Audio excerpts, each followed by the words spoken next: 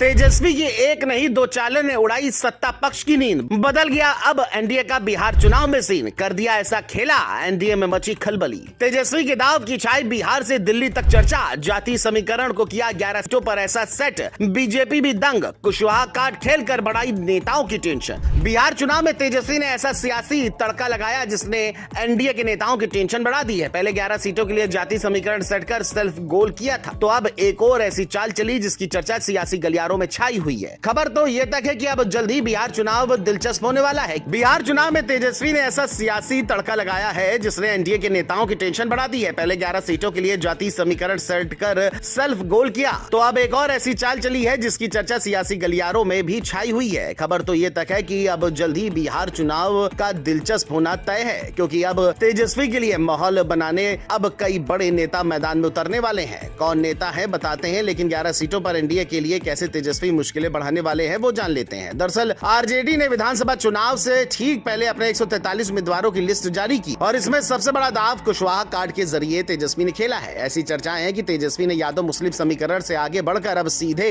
नीतीश कुमार के vote bank पर चोट की है, क्योंकि आरजेडी की लिस्ट में कुशवाहा बिरादरी के 11 उम्मीदवार उतारे गए हैं और अगर आप सीटवार देखें तो जेडीयू के कोर वोट पर सीधा वार है, जिसके पीछे की वजह भी खास है। बताया जाता है कि बिहार में करीब 4.2% कुशवाहा वोटर हैं, लेकिन इनकी पकड़ लगभग 40 सीटों पर निर्णायक है। यानी तेजस्वी का ये कदम सिर्फ एक जाति खेल नहीं बल्कि एक रणनीतिक सर्जिकल स्ट्राइक है जिसने एनडीए खेमे में हड़कंप मचा दिया है। खबरों की माने तो आरजेडी ने 11 ऐसी सीटों पर कुशवाहा प्रत्याशियों को टिकट दिया है जहां या तो जेडीयू के नेता हावी रहे हैं या बीजेपी ने पिछली बार मामूली अंतर से जीत दर्ज की थी। मसलन कुड़नी सीट से आरजेडी ने बाबू कुशवाहा को उतारा, जहां से 2020 में बीजेपी के केदार गुप्ता से 712 वोटों से हारे थे। अब की बार आरजेडी ने अपने सिटिंग विधायक का टिकट काटकर सीधे कुशवाहा प्रत्याशी को मौका दिया है। यही नहीं, बिहारीगंज से तेजस्वी ने रेणु कुशवाहा को टिकट दिया, वही नेता जो कभी नीतीश कुमार की कैबिनेट मंत्री थी। राजनीतिक जानकारों की माने तो आरजेडी का ये दाव बिल्कुल नया नहीं है, बल्कि 2024 के लोकसभा चुनाव से ही इसकी स्क्रिप्ट लिखी जा रही थी। बता दें, उस वक्त तेजस्वी यादव ने औरंगाबाद से अभय कुशवाहा और नवादा से श्रवण कुशवाहा को टिकट दिया था, जिनमें से अभय ने जीत भी दर्ज की थी। अब तेजस्वी ने इस फॉर्मूले को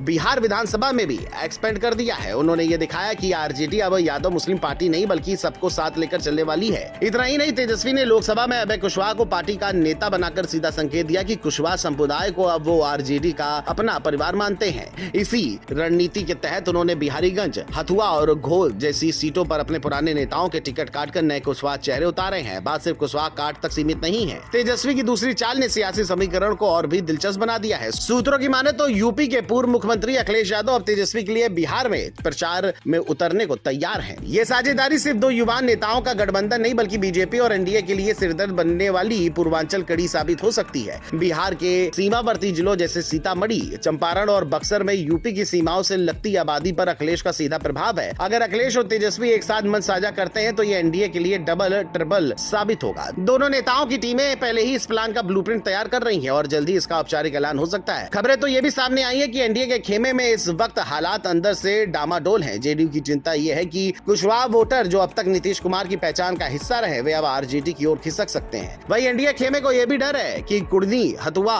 गो और सीतामढ़ी जैसी सीटों पर जाति समीकरण उसके खिलाफ पलट सकता है। अब आगे क्या होता है, इस पर सभी की नजरें लगी हुई है।